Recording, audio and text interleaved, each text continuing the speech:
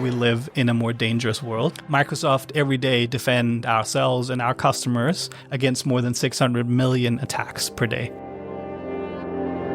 Welcome to the Turing Podcast, where we explore how data science and AI are shaping the future of society and safeguarding its foundations.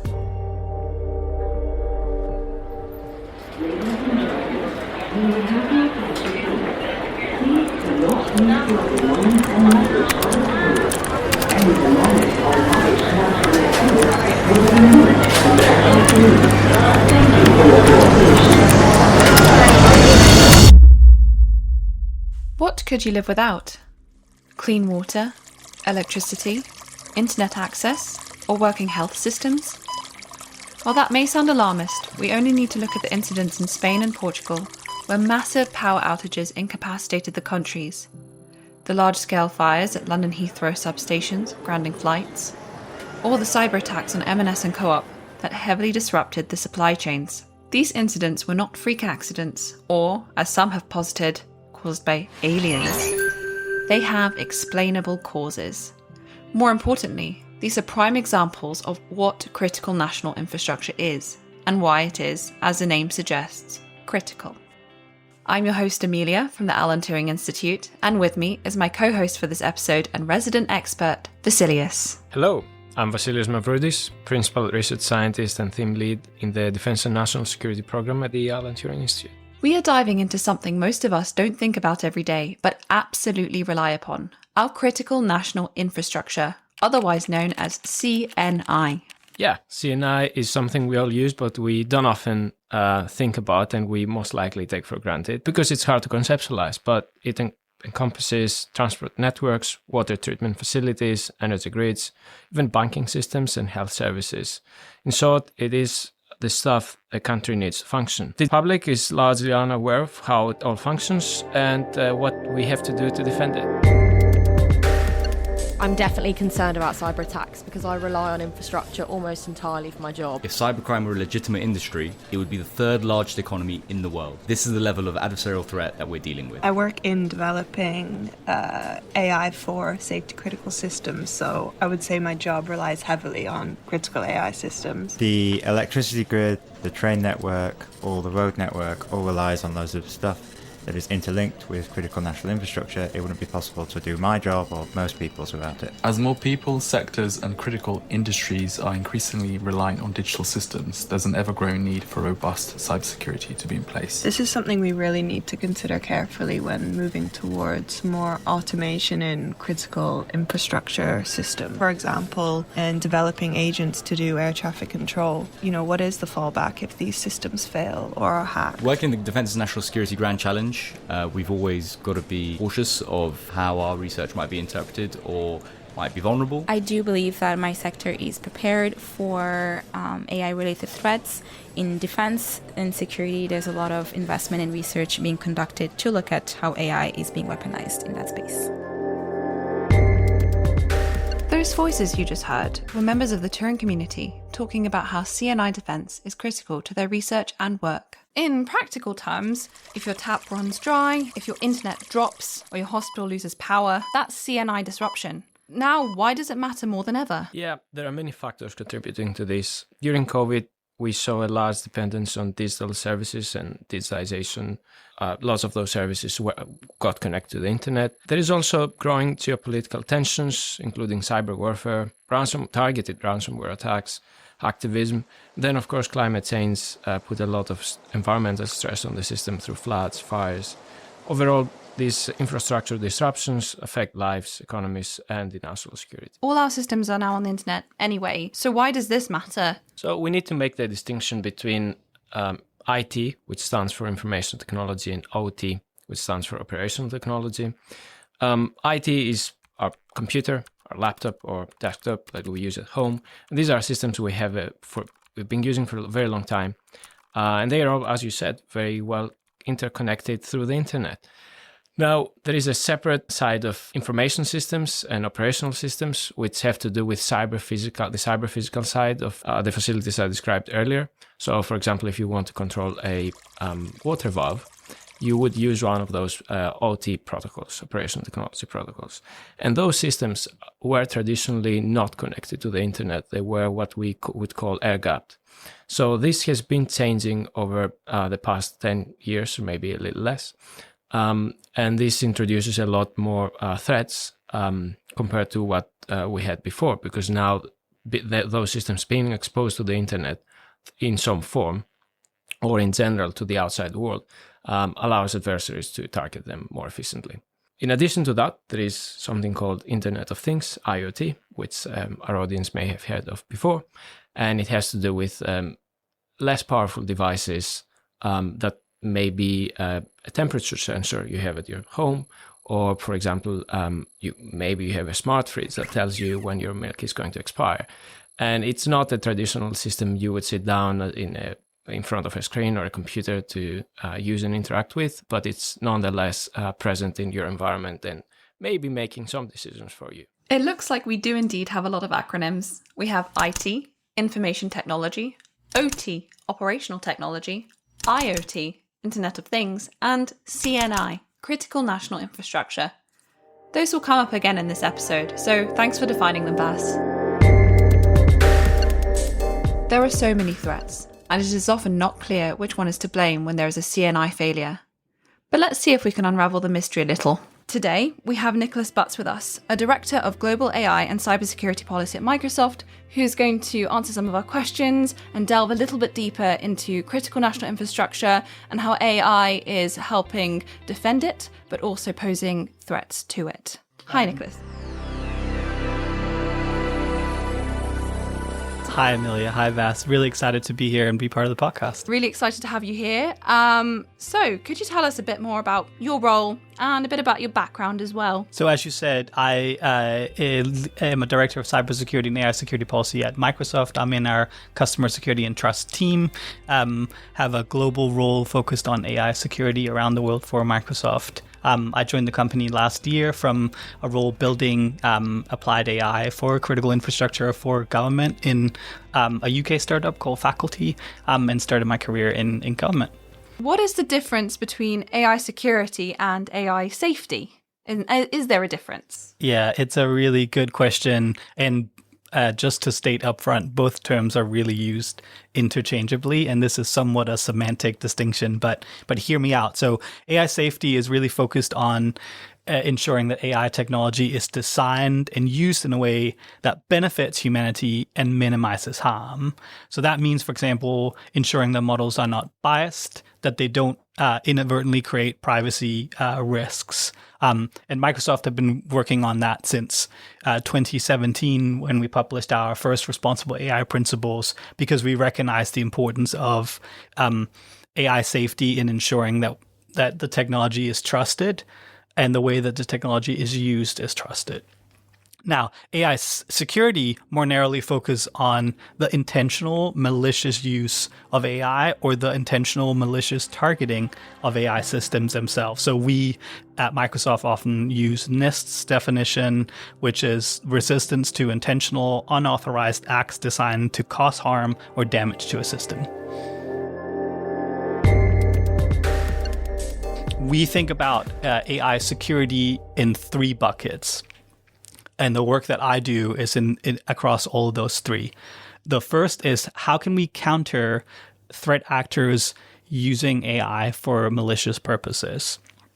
The second is how do we then ensure that the AI securities, the AI systems, the models, the platforms, and the serving infrastructure and data itself is protected, is secure? And then thirdly, and this is the optimistic bit, how can we leverage this new technology for improving cybersecurity defense? So you mentioned malicious actors a number of times, and I wonder if how is this relevant to critical national infrastructure, if it is, and how is AI playing a role in that space? Yeah, it's a great question. I think really important it is just to take a step back first and recognize the tremendous potential that AI has for critical infrastructure. We released a report last year that highlighted the economic opportunity for the UK, more than $500 billion in GDP increase toward 2035 if we effectively can leverage AI and cloud. So there's a tremendous opportunity to use AI for good, whether that is powering a new greener energy future, whether it's improving healthcare or public services, accelerating innovation, etc. And secondly, also important to recognize that AI and machine learning for critical infrastructure is not new. We've long, for decades, actually used predictive machine learning in critical infrastructure for things like forecasting. But with all that in mind, and then now with these advances that we have in generative AI, we're seeing a significant increase of AI adoption, powering all those good things that I just talked about, but also creating a ton of risks, particularly relevant for critical infrastructure for 3 reasons. The first is overall we live in a more dangerous world, cyber-wise. We see malign actors around the world becoming better resourced and better prepared, and using increasingly sophisticated attacks, tools, techniques, and procedures at higher volume than ever before. Microsoft every day defend ourselves and our customers against more than 600 million attacks per day. Anything from ransomware attacks to identity or phishing attacks. So we live in a dangerous world. That's the first challenge. The second challenge is critical infrastructure was already a target. For financially motivated attackers, they've long gone after critical infrastructure.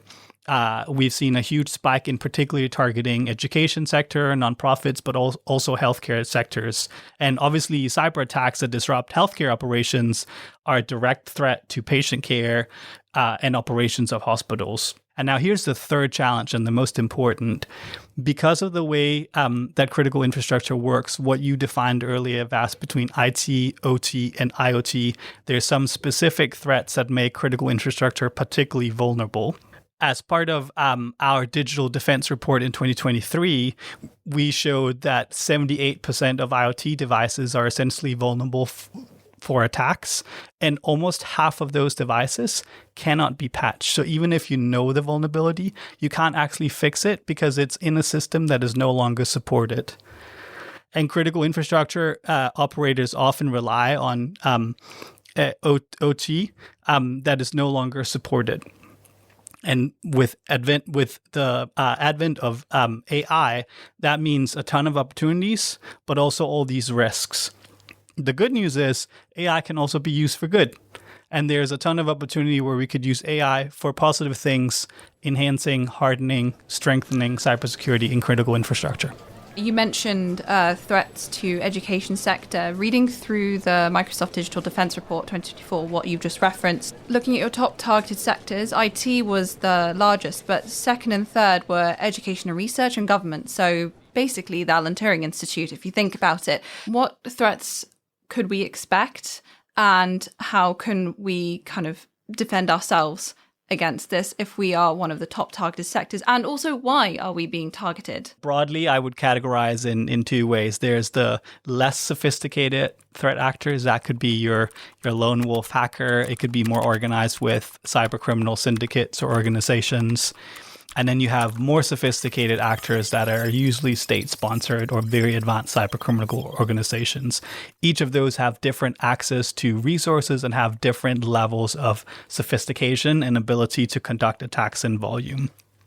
And both of those threat actor categories will have different purposes, mainly financial. We actually see the majority of cyber attacks having a financial motive. So that could be conducting ransomware attacks. It could be conducting identity attacks to get access to unauthorized Alan Turing network, and then there deploy malware. So that's one category where they would have a financial motivation behind it, essentially going in unauthorized encrypting a set of data from Alan Turing and demanding some sort of ransom before releasing it. back to you. Then there's the more insidious geopolitical cyber espionage purpose, the more James Bond-y version. And Alan Turing, obviously, with its status as a national institute, with its research into cutting edge science topics, would be a prime target for a number of reasons for more sophisticated state-sponsored threat actors.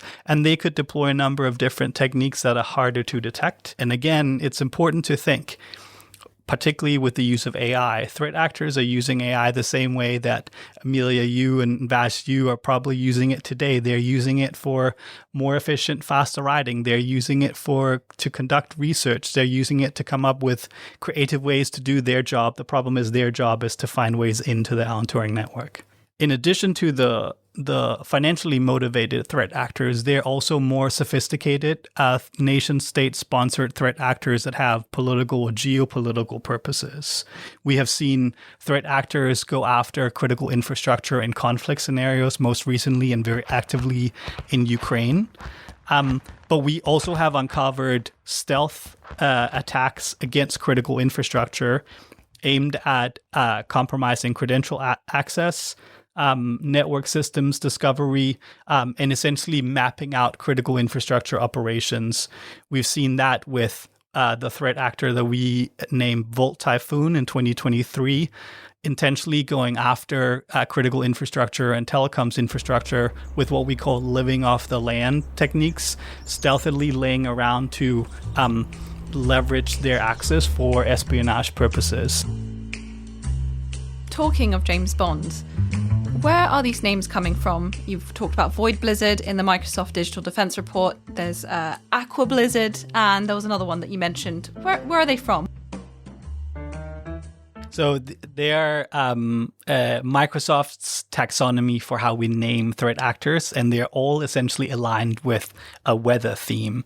And it may sound silly, but it's actually very useful in driving clarity with our customers and other security researchers on what specifically and who specifically we're talking about. So Blizzard, for example, refers to Russia. Typhoon refers to Chinese threat actors. Sandstorm to Iranian, and Sleet to North Korean threat actors, just to give you a sense of it.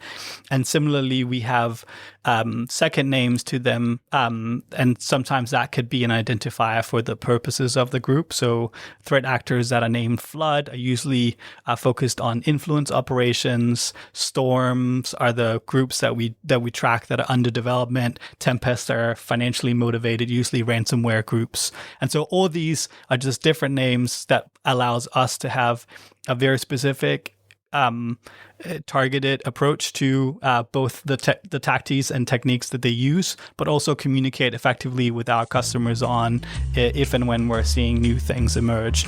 Great, so not just a supervillain name, Void Blizzard is a useful categorization of where the threat is coming from and what they're doing.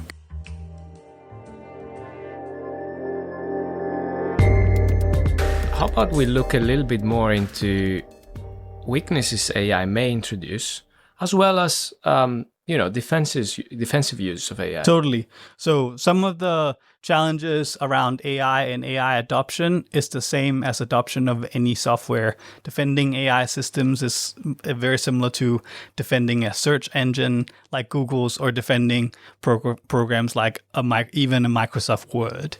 And so it's really important to continue to implement traditional cybersecurity best practices and cyber hygiene, whether that's enabling multi-factor authentication, ensuring you have products that are secure by design and default, that you have an architecture in your network that is zero trust. Similarly, for software systems, but with new threats, is supply chain risks. So again, with traditional software, there are specific security risks from supply chain ingesting, for example, open source technology. With the explosion in AI adoption and with the explosion of availability of AI models, this risk has increased specifically for AI security, but a lot of the challenges are still the same. Now, there are some specific risks that are new and unique to AI. So AI, for example, it is trained on vast amount of data. When you're writing a normal product, you're able to essentially go through the code line by line. With AI systems, and particularly large language models, we don't have techniques to do that at scale, at deployment. And so things like data poisoning attacks, essentially threat actors inserting malicious data to then indirectly force the model to behave in a malicious way, that's happening. And just a recent funny example with one of my favorite prompt hackers. This is a new term. It used to be that you were a white hack if you were a quote unquote good hacker that were looking to increase security. Now prompt hacking is the new thing. So it's this person called Pliny the Liberator, and they recently demonstrated by essentially creating a bunch of fake GitHub repos. They poisoned an open source large language model to essentially generate the lyrics to an explicit song with a specific prompt. So I see both of you laughing at this, but you can imagine that can become quite insidious if that prompt is, instead of generating an explicit rap lyric, it is generating malicious software. Obviously, that's a very funny example, but with prompt injection, because it is multi-layered, how do we defend from against something like this when it's far more sinister and malicious? Yeah, so specifically in terms of how to defend then the unique AI risks, really, it's just a team sport as with any cybersecurity issue. And so one of the things that we spent a lot of time on at Microsoft, and I have great colleagues in our AI Red team, their job is essentially dedicated to try to find flaws in the models that Microsoft built, attempt to break it in order to preempt potential attempts. Okay, so we've mentioned so far quite a lot of offensive uses of AI. I wonder if there are any uses that could be useful for defense, and also if AI brings in any risks we didn't have before. Totally. There's a number of ways actually where AI can really help shift the balance toward benefiting defenders and not just how it can be used by threat actors. So fuzzing is a great example. AI can optimize fuzzing, essentially randomly inputting data to try to discover software vulnerabilities. AI can be used to identify patterns in that. AI can also streamline what's called patching, essentially quote unquote identifying and repairing vulnerabilities in code. And it can also be used in incident response, providing real-time information. For example, in some of those threat actors that we talked about earlier, giving a defender real-time snapshot of what are typical techniques that this specific threat actor are using and in order to do that and as part of hardening their security. And then really importantly, AI can also solve some long-standing challenges for cybersecurity, which is shortage of talent, and ensuring that code that we ingest and develop is secure. And Microsoft does that in a number of ways. We have our own really cool, I'm not biased at all, I promise, a product called Security Copilot. We even have now a Security Copilot agents. We're essentially developing agents for our customers that autonomously can take action on behalf of the customer to deal with some of the meager, more repetitive tasks in security response that then can enable and empower the defender to spend time on the heavier tasks.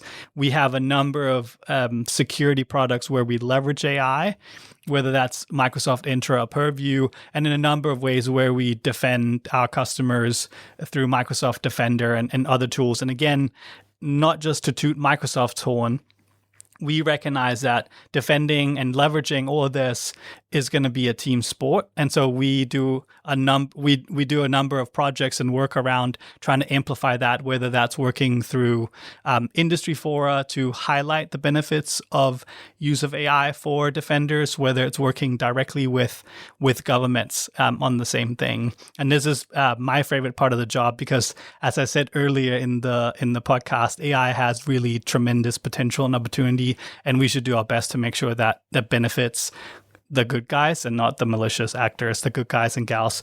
And then so specifically to your question, Vasdo, on the security of AI systems themselves, they do actually pose novel risks. So unlike traditional software that's written with a lot of lines of code, but a manageable amount of code that you could review at scale for particularly generative systems and large language models, it's impossible to review all of it. And also for they rely on a lot of data. And so that data becomes potentially vulnerable for attacks. And so we do a lot of work on both pre and post deployment, where we essentially measure model outputs, and we invest a lot in what we call red teaming. Essentially, I have really great colleagues in our Microsoft AI red teaming, in our Microsoft AI red team. And all they do is think about how potentially could someone use this for bad purposes, and they test it, evaluate it, and then make sure they build guardrails around it so the model can be used for bad purposes. We also fund a lot of independent research. We recently announced a huge bug bounty program for AI systems, inviting security researchers around the world to test out Copilot and see if they can find security vulnerabilities and disclose it to us, obviously following a responsible disclosure process. And we reward those security researchers. And then finally, we invest a lot in independent research, such as working with Alan Turing Institute on specific novel cyber and security threats, also related to AI and critical national infrastructure. And then finally, we do a lot of work in public-private partnerships. So in the US, we recently worked with the Department of Homeland Security's Joint Cyber Defense Collective around building an AI cybersecurity playbook, essentially with government and industry, on best practices and guidelines for how we can defend against AI unique risks. And in the UK, we have recently partnered with the new Laboratory for AI Security Research, of which I know Alan Turing is also a partner, where we're looking to work with UK government departments, national security organizations, education institutions, and national institutes, as well as industry, to essentially solve a shared mission around making sure that AI is deployed safely and securely, and it's not used for or by malicious actors. As you said, that the Turing is working on CNI quite extensively right now, because we think there is a lot of need there to improve the security of those systems as things evolve and develop very quickly around them. Besides the laser initiative, we're also working on the CNI mission, where we're building autonomous cyber defense agents for those systems. Now, this is a particularly tricky challenge because we need those agents to be very, very reliable, in particular because CNI infrastructure in general cannot tolerate agents that occasionally do something wrong or occasionally don't make the right decision. So you need a very high level of assurance that existing AI systems are having a little bit of trouble with. So we're working on solving this challenge of having an autonomous cyber defense agent protecting critical national infrastructure. And along this, we have two strands pursuing this goal through different directions. Collaboration, I think, is kind of the underpinning of what you've been saying, Nicholas, what you've been saying, Vasilios, and also what the defense report has said kind of as one of the main conclusions is that it's all well and good kind of looking at these threats in isolation, but it's a collaboration between private companies, government institutions, research institutions, educational institutions, and more to make sure that these threats are kind of dealt with and that we can look into the future as well. And while you mentioned red teaming, so these people are probably have a very negative outlook on life because they're just constantly looking for threats. Can you offer some hope and some positivity on how the future of critical national infrastructure defense could look like? Yeah, sure. So first of all, just to come to the defense of my AI Red Team colleagues, they're some of the smartest, most talented people I work with. And really interestingly, they come from a variety of backgrounds. So some have specific security or even national security backgrounds. But because we test for a number of risks, we also have sociologists, psychologists, neuroscientists, and even biological and chemical specialists, because these are some of the things that we want to make sure that we test any model that we release against. And really, powerful from my perspective, and this is something I'm very proud of having worked on with that team and with our broader Office of Responsible AI team and our engineering teams, have been Microsoft as part of our frontier governance framework. That's the engineering guidelines and the policies we use internally before we release new powerful models. We have called out specifically cyber capabilities. So we test explicitly against potential misuse of our models for offensive cyber attacks. And if there's any potential risks for that, we take specific actions to mitigate against that. We're the first of the leading AI providers to do so explicitly for cybersecurity. There's also a number of ways where AI for defense can be used powerfully for critical infrastructure and defending it. I've already talked about all the great things that Microsoft and Microsoft products can do. That's one for sure. But just as a technology more broadly, one of the biggest challenges for critical infrastructure is they're low resourced. They don't necessarily have access to skills, and they don't necessarily have the ability to update systems ongoing. So one of the really cool things that doesn't get enough hype compared to large language models are small language models. So essentially models that are trained on less data, on smaller parameters, and usually are more fine-tuned. That means they have the benefit of, whereas large language models requires a lot of compute and therefore are expensive to train, small language models are a lot more nimble and a lot less cost heavy. And so you could train small language models specifically for some of these protocols in operational technology that we don't have a lot of security products for. That's one great example. The other great example, as Vas mentioned early in the podcast, the challenge sometimes is that the system is gapped. It used to be that the defense in operational technology was just, as long as the systems didn't have access to the internet, they were quote unquote secure. The challenge is that you now have so many things that can potentially engage with the internet, whether that's a internet connected camera, a security lock, or even a third-party vendor that brings in a laptop that potentially could compromise your entire network. And so having things being able to be deployed at the edge is also another benefit of small language models, and a huge benefit for particularly critical infrastructure. And then just finally, I would say, and this is something that I'm excited to work together with the Alan Turing Institute, is we do have a specific cyber and talent shortage for security, and we have a dual challenge around diverse representation and inclusion in security. There's not enough diversity in cybersecurity. There's not enough diversity in AI broadly. Combined across those two, we have a huge diversity gap. And so we're working with the Women in AI Security Network at Alan Turing to try to address that. Microsoft has a number of talent and capacity initiatives in the UK as part of our Get On initiative, training folks in digital skills in AI, and we've committed to and have already trained more than 1.5 million people in some of these skills assets. So again, some of that is leveraging AI to develop training materials. And so AI can be used for in a number of ways to help security for critical infrastructure. So Nicholas, could you tell us about some interesting projects that you're working on right now?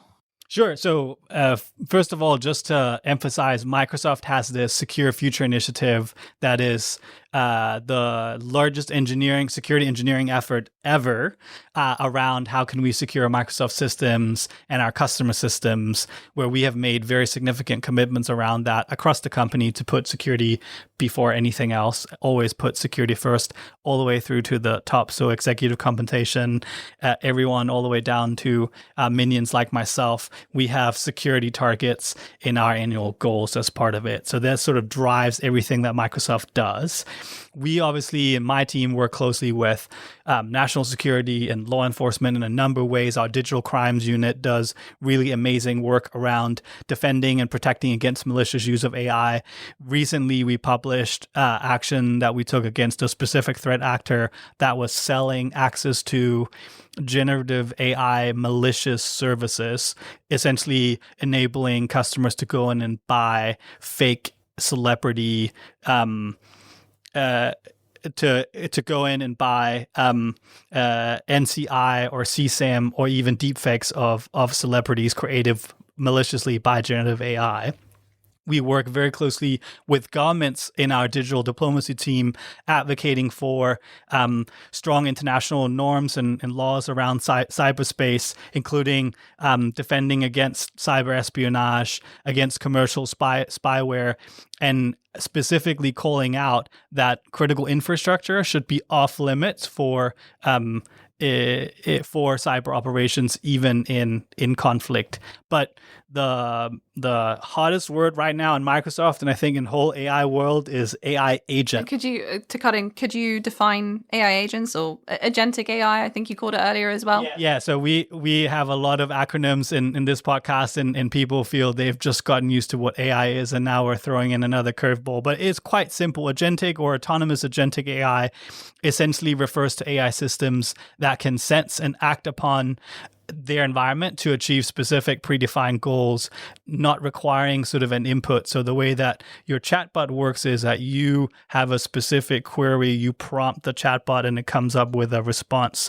Agentic AI systems can autonomously, given predefined policies, act on that. So that could be a good example of that could be an autonomous vehicle. If you've been to San Francisco or Texas recently, you will have experienced those. Or it could be newer systems that autonomously go in and book travel for you in itself, just by a prompt of book a travel. It will go in, not just give you the recommendations, but go in, take action, book your flights, book your hotel, etc. So those are agentic systems.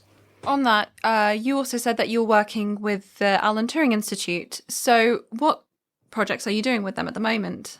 Yeah, so in my own individual nerd capacity, I do a bunch of reviewing of the research that the Alan Turing Institute does. I recently reviewed the research that you guys published on autonomous cyber defense, which was super fascinating. So in an individual capacity, I engage with the Turing Institute often and the talented people that work here. And as part of that, I got to learn about this initiative called Women in AI Security, essentially led by a couple of folks here in ATI, and it really struck a chord with me because we have a dual challenge around this in AI cybersecurity. There's already low diversity in cybersecurity, and there's low diversity in AI broadly. We really need diverse voices and making sure that we address security gaps, that we address talent and skills gaps. And so having this network is something that we're super excited about. I know the Alan Turing Institute just hosted its last workshop, and we're really excited to do one jointly with Microsoft and the Alan Turing Institute in a couple of months.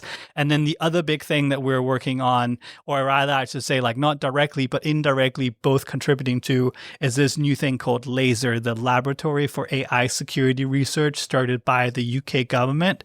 It's this conglomerate of a number of UK governmental departments, educational institutions, and national institutes with ATI working all together on research around AI security. How can we secure the systems? How can we make sure that they're not being used for malicious purposes? And really excited about this because this combines the cutting edge, in-depth research that Alan Turing does and marries that with the operational in the wild experience that Microsoft brings all together to essentially improve the wider ecosystem security, hardening AI security, not just for Microsoft, not just for Alan Turing Institute or for critical infrastructure, but really for everyone.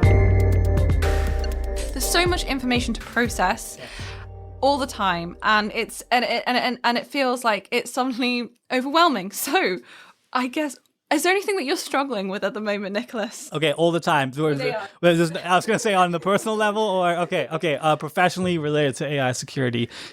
Yes, there's actually a really large challenge. So I talked about how we are measuring potentially frontier capabilities being used for offensive cyber. The challenge is this is such cutting edge technology that we don't have good ways to essentially benchmark that. What are we even testing against? How do you measure potential misuse? And a lot of times you run into internal challenges like you can't test it against internal policies because you have you have blocked that specific use.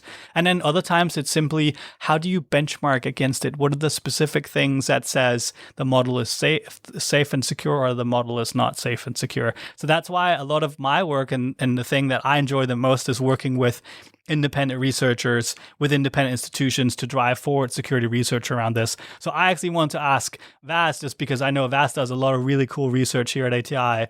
Vas, this is a huge challenge for us, as you know, not just for Microsoft, but across the industry. We don't have good ways to measure cyber. Tell me that you're cooking up something good that's going to come out in the next week or so. Yeah, great question. We've been working quite a lot on this in this direction. Specifically for the reasons you mentioned, trying to essentially preempt things before they happen and identify risks before models make it to the general public. So we're part of for example, OpenAI has a safety testing program where we get to evaluate models before they're released to the public. So we do that. And as part of this, we're essentially evaluating how possible it is for a model to be abused by a malicious actor, which you've covered before, to launch cyber attacks. Now, what happens is you have several research efforts around the world trying to do similar things. And it's been okay so far, but there is one major gap that we're trying to cover, which has to do more with modeling realistic threats. So far, most of the measurements done by ourselves included, but also mostly other research groups, were proxy measurements where they modeled some toy challenge that the model had to hack, but it wasn't really the real system. And once you step into real systems, what happens there is you have a lot of complexity, you have a lot of things that were not really designed for a model to interact with. And these are challenges that an adversary faces as well. So if you want to measure the actual risk of abuse, you have to put the model into the real system and see how well it does there. So that's what we've been focusing on now. And of course, as you know, when you're trying to hack into a system or do something malicious, there are many different, let's say, malicious tasks that you want to carry out. And what's important is to be able to evaluate both the performance of the model in these individual tasks, but also end-to-end performance. So given a very generic prompt to the model, as in, I want to break into that system, go ahead and do it and see how far I can go. And also, one last bit is sometimes the model gets stuck into something that's trivial for a human.